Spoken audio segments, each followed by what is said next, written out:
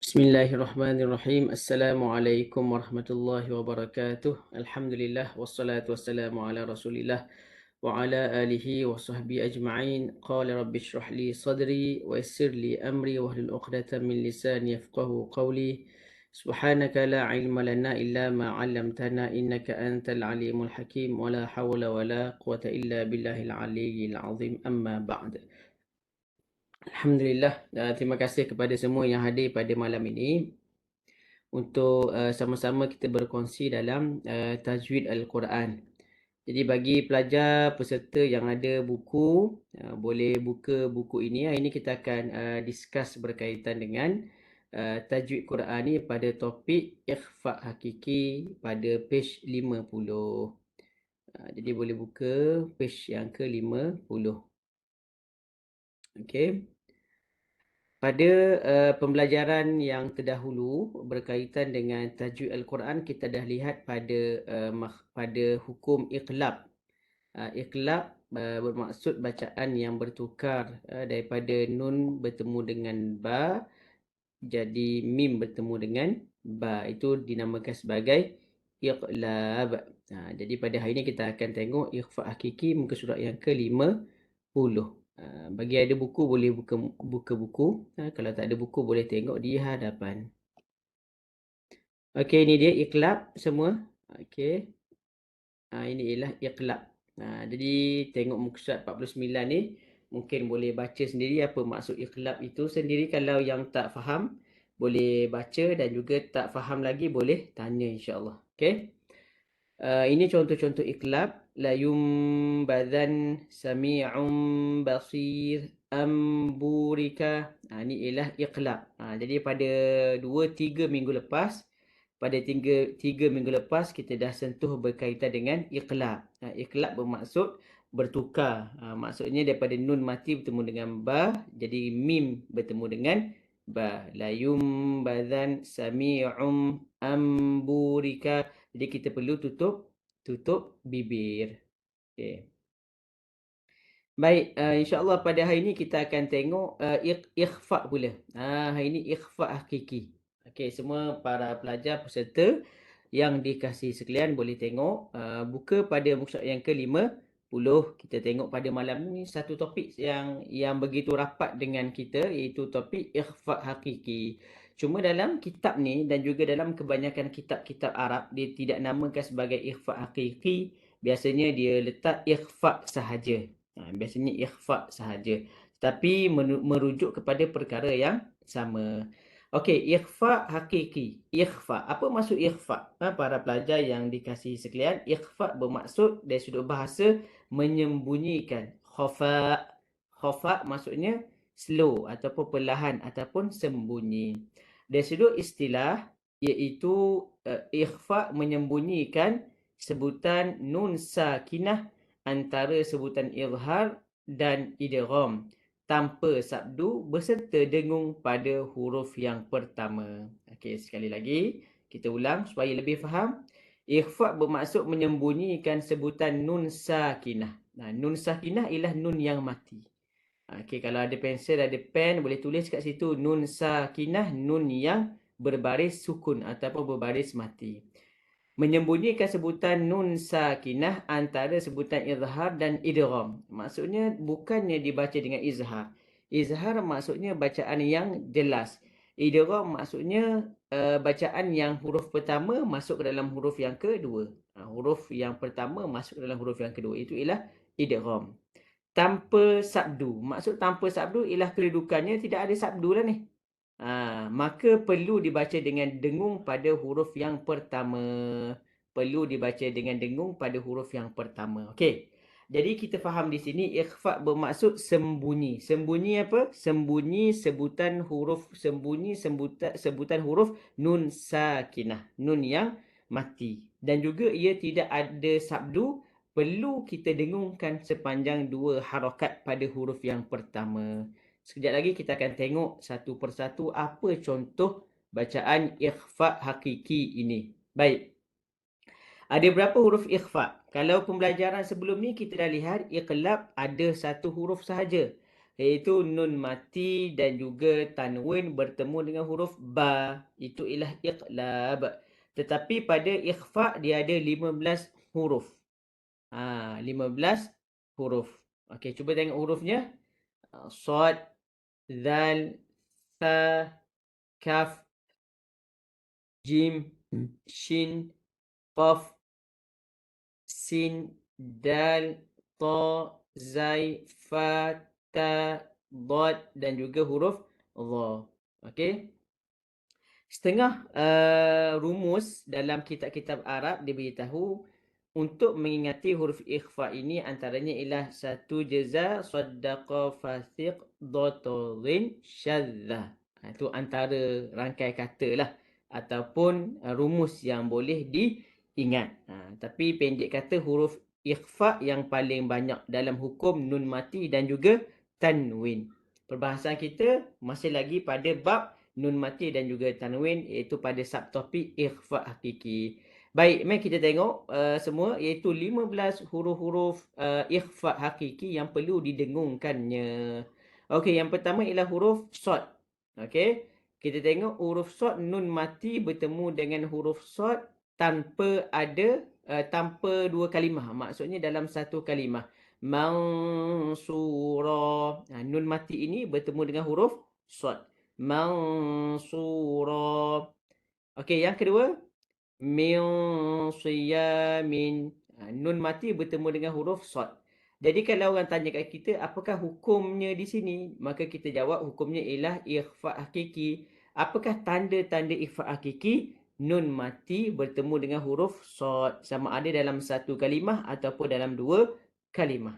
Satu lagi contoh ialah tanwin bertemu dengan huruf sad. Birihin sarsarin atiyah. Birihin sarsarin. Birihin sarsarin. Satu lagi perkara, sekiranya nun mati, tanwin, bertemu dengan huruf-huruf yang tebal, iaitu huruf sad antaranya, maka dengung juga perlu ditebalkan sedikit. Okey, ini info tambahan. Ini ialah info tambahan. Maksudnya huruf nun itu apabila dengung ditebalkan. Mansura min siyamin birihin sarsarin. Itu cara dengung yang tebal. Sebab apa? Sebab bertemu dengan huruf yang tebal. Dalam kalangan pelajar ataupun pembaca, sekiranya baca dengan jelas maka salah. Min mansura. Nampak tak jelas? Mansura. Huruf nun tu diletakkan hujung lidah bertemu dengan langit atas. Mansura. Salah. Min siyamin pun salah. Birihin sarsarin pun salah juga. Nampak tak? Maka jangan dibaca dengan izhar. Ataupun baca dengan idgham pun salah. Mansura, masura. Contohnya nun tu hilang, terus kepada huruf sad. Min siyam, birihin sarsarin.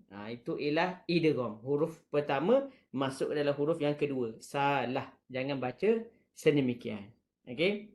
Okey, yang kedua ialah walitunzira, walitunzira min zakau wa ta'aman dha ghussah.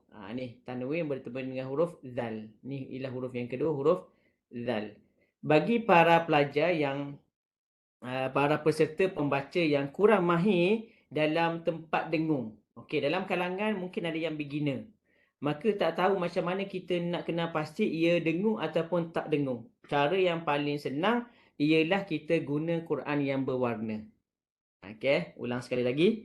Bagi pelajar yang menghadapi masalah, nak detect sama ada tempat ini dengung ataupun tak dengung, cara yang paling senang ialah beli Quran berwarna. Ni contoh dia. Ini dia. Nampak tak ke depan? Contoh dia. Wa wada'na 'anka wizrak. anka wizrak. Yang warna hijau semua dengung. Yang warna merah perlu panjang. Ini shortcut. Ini ialah shortcut untuk orang yang beginner. Okey, kita lanjutkan lagi. Huruf ta mansura.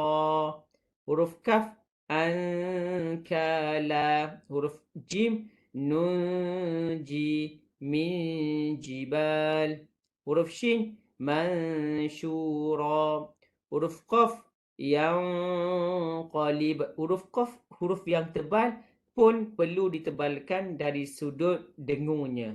Min qabl syai'in qadir. Okey. Huruf sin nansakh. Okey. Andada. Huruf dal. Huruf dal kita dah belajar makhrajnya apa dia? Hujung lidah bertemu dengan belakang gigi atas. Andada. Jangan baca dengan andada. Bukannya huruf di tetapi huruf dal. Maknanya hujung lidah perlu diletakkan belakang gigi atas. Andada wa man dakhalahu qinwanun daniyah. Baik. Huruf ta intaliqu. Intaliqu. Pun perlu ditebalkan dengung sedikit.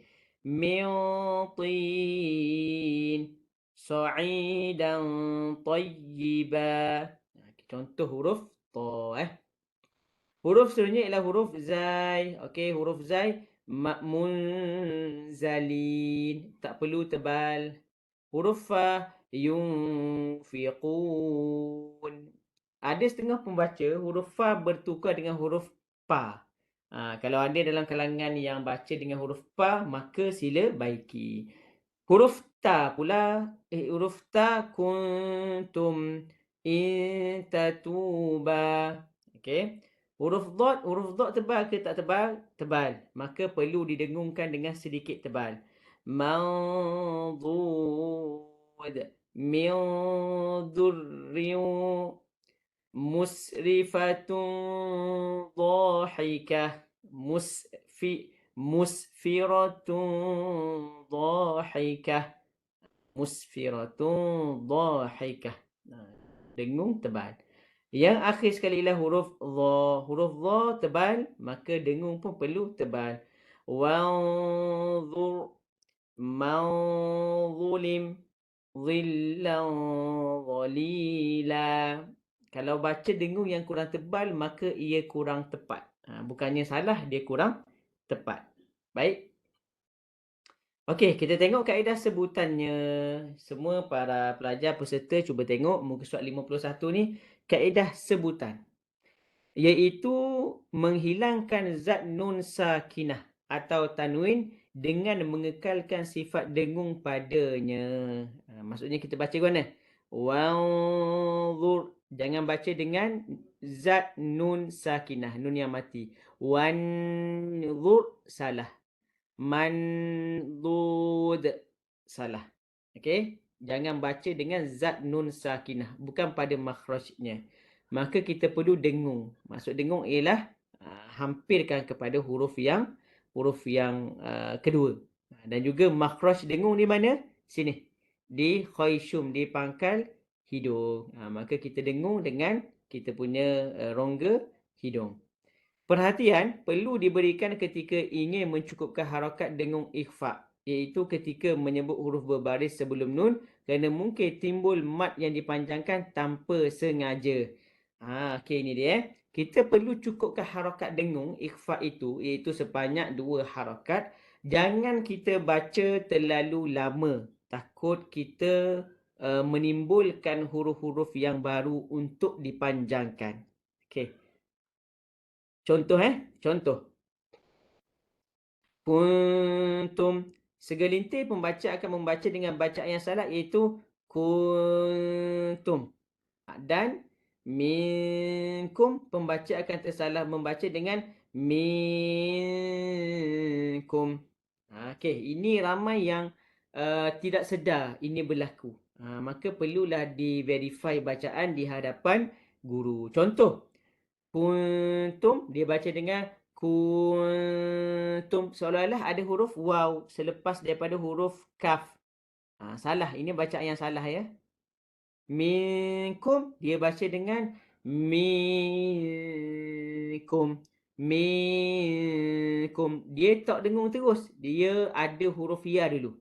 Maka itu bacaan yang salah. Okey, jelas Okey, next kita tengok faktor terjadinya ikhfa. Sebab apa terjadinya ikhfa? Ikhfa hakiki. Ikhfa hakiki dinamakan bagi nun sakinah dan tanwin, manakala ikhfa syafawi bagi mim sakinah. Hal ini kerana kebanyakan ikhfa berlaku pada nun sakinah dan tanwin. Huruf ikhfa tidak terlalu dekat dengan makhraj dengung untuk diidghamkan dan tidak terlalu jauh untuk diizharkan. Maka huruf-huruf ini diikhfakan. Okey, ini faktor dia. Orang tanya kepada kamu sebab apa kita kena baca dengan ikhfa hakiki, dia sudut justifikasi tajwidnya. Okey, secara rasionalnya. Dia kata huruf ikhfa tidak terlalu dekat dengan makhraj dengung. Huruf ikhfa ada berapa? Ada 15. Satu jeza, sadaqah sampai habis tadi tu yang kita tengok tadi ada 15 huruf kan? Okey, dia kata huruf ikhfa tidak terlalu dekat dengan makhraj dengung. Makhraj dengung di mana? Ni, kita punya hidung, rongga hidung. Jadi antaranya huruf sod di hujung lidah. Huruf apa lagi? Yang lain ialah pada huruf sin. Huruf sin pun di hujung lidah. Huruf kof di pangkal lidah. Huruf jim di tengah lidah. Kan? Jadi ini ialah justifikasi dia kata huruf ikhfa tidak terlalu dekat dengan makhraj dengung untuk diidghamkan, untuk dimasukkan dan tidak terlalu jauh untuk diizharkan. Maka huruf-huruf ini diikhfakan. Maksudnya tidak terlalu jauh, tidak terlalu dekat. Kalau terlalu dekat, sebolehnya diidgham. Kalau terlalu jauh, maka diizharkan. Maka tak dengung.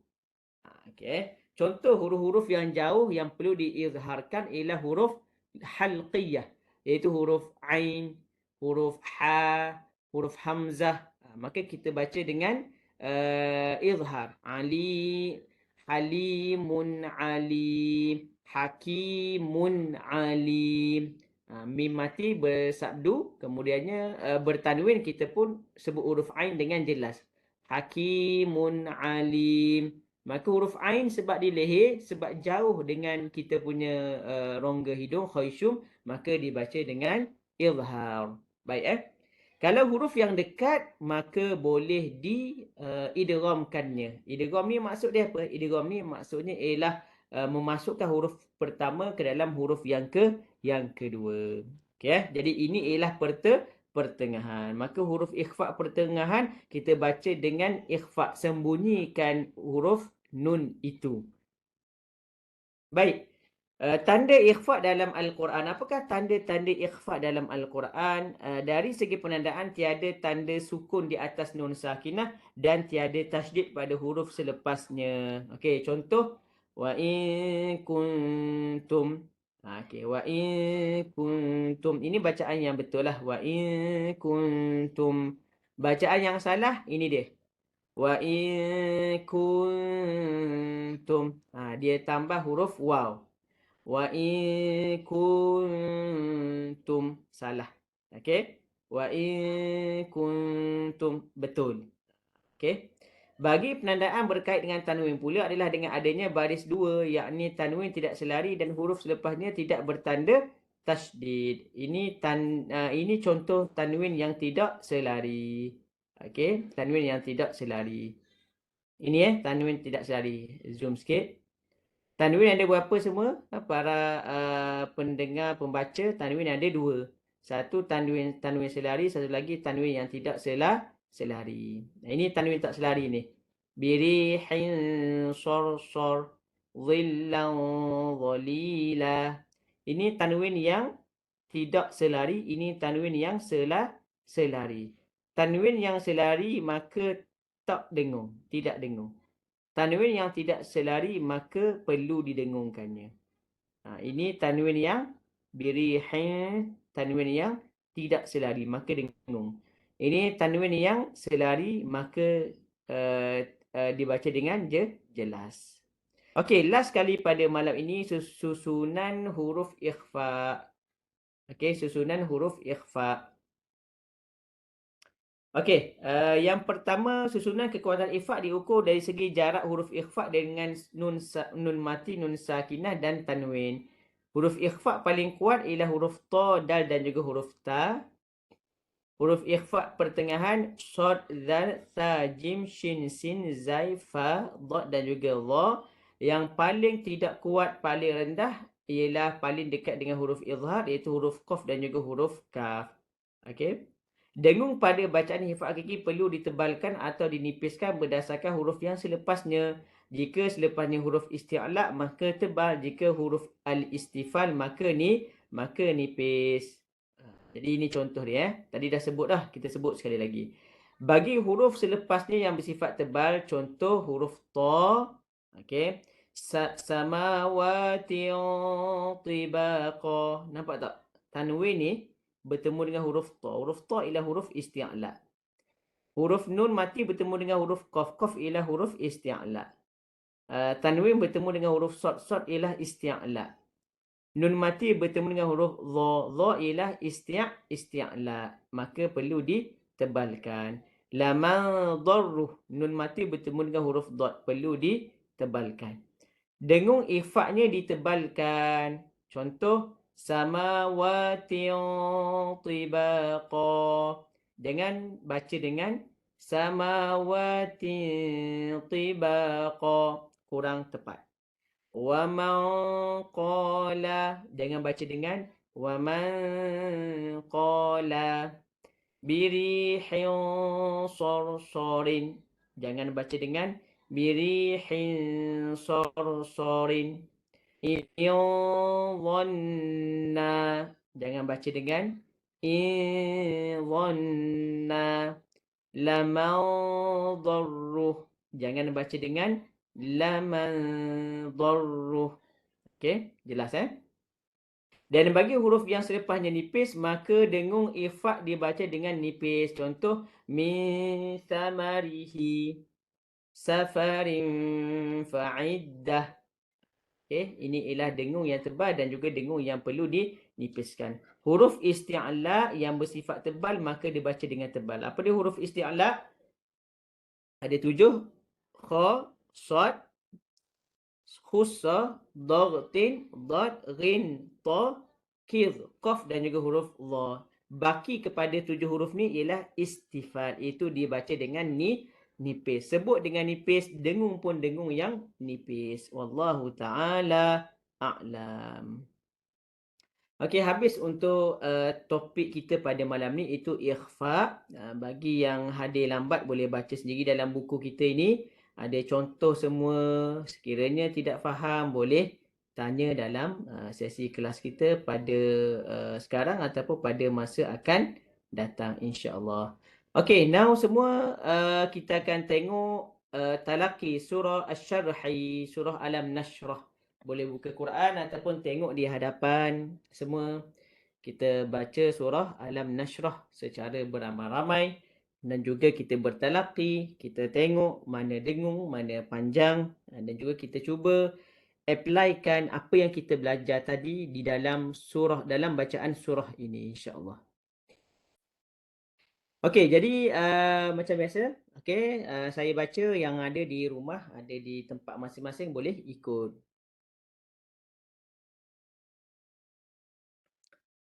أعوذ بالله من الشيطان الرجيم.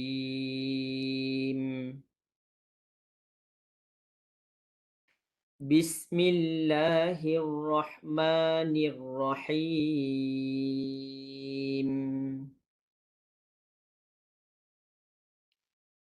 ألم نشرح لك صدرك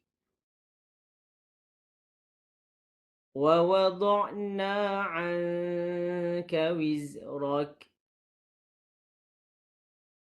الذي أنقض ظهرك ورفعنا لك ذكرك فَإِنَّ مَعَ الْعُسْرِ يُسْرًا إِنَّ مَعَ الْعُسْرِ يُسْرًا فَإِذَا فَرَغْتَ فَانصَبْ وَإِلَى رَبِّكَ فَارْغَب Shadaqallahul Azim. Okey, kalau kita baca laju dalam solat kita, kita cuba wasalkan dia, sambungkan dia. Okey. Next, kita cuba baca sekali lagi dengan kita wasalkan beberapa ayat. Let's say kita ada exam sekejap lagi pukul 9.45, jadi kita nak cepat, kita nak baca cepat. Jadi kita kena cuba wasalkan dia. Even dalam solat pun kita baca dengan wasal, jangan baca dengan saktah lah. Bismillahirrahmanirrahim. ألم نشرح لك صدرك ووضعنا عنك وزرك الذي أنقض ظهرك ورفعنا لك ذكرك فإن مع العسر يسرا إن مع العسر يسرا فإذا فرغت فانصب وإلى ربك فارغب Shadaqallahul Azim. Kalau nak baca laju, kita hidupkan baris huruf terakhir. Okey, cuba kita tengok di sini beberapa hukum nun mati bertemu dengan huruf kaf, maka hukumnya ialah idgham, maka hukumnya ialah ikhfa hakiki. Nun mati bertemu dengan huruf qaf, ikhfa hakiki, tetapi dengung perlu ditebalkan. Nun mati bertemu dengan huruf sad, ikhfa hakiki, dengan mengambil kira dengung itu pun perlu ditebalkan. Okey, ini ialah panduan berwarna supaya mudah untuk kita baca dengan bertajwid. Baik, dalam kalangan pelajar, dalam kalangan peserta pada malam ni, ada yang nak baca ke? Ada yang nak bertalaki, nak cuba baca surah Alam Nashrah? Jangan segan silu. Assalamualaikum Ustaz, Pak cuba. Waalaikumsalam. InsyaAllah Pak Lang tidak ada masalah. Boleh unmute-kan mic dan juga terus baca insyaAllah. Terima kasih Ustaz. A'udzu billahi minasy syaithanir rajim. Bismillahirrahmanirrahim. Alam nashrah laka sadrak wa wada'na 'anka wizrak alladhi anqadha dhahrak ورفعنا لك ذكرك فإن مع العسر يسرا إن مع العسر يسرا فإذا فرغت فانصب وإلى ربك فارغب صدق الله العظيم. Sadaqallahul Azim. Fatahallahu alaik. Terima kasih Pak Lang, bacaan baik. Pak Lang, saya rasa boleh ulang sekali lagi ayat yang kedua. Wa wada'na. ووضعنا عنك وزرك. Aywah, pada huruf Zai, jelaskan sedikit sifat sofirnya. Wa wada'na anka wizrak. Apa ni? Cuba ya. ووضعنا عنك وزرك. Aywah. Bunyi sikit Pak Lang tak? Wizrak. Pada sebutan huruf Zai. Okey, Ya, tempat-tempat lain tidak ada masalah. Dengung pun cantik, bacaan huruf-huruf yang tebal pun cantik, tidak ada masalah. Okey, ada siapa? Terima kasih Pak Lang. Ada yang nak baca lagi dalam kalangan pelajar? Tak ada Ada yang nak baca? Amir, siapa lagi? Fitri, Nur Fairuz, Nur Fasihah, Said Izul Iqmal, Zamir. Ada nak baca? Okey, tak ada Kalau tak ada, kita akan bertemu pada minggu hadapan untuk topik seterusnya. Okey, itu sahaja sekadar untuk tajwid pada malam ni, teori dan juga praktikal. Moga-moga kita baca dengan betul, dengan bacaan yang sempurna insya-Allah. Aqulu qouli hadza wa astaghfirullahal azim li wa lakum. Assalamualaikum warahmatullahi wabarakatuh. Waalaikumsalam warahmatullahi wabarakatuh. Waalaikumsalam.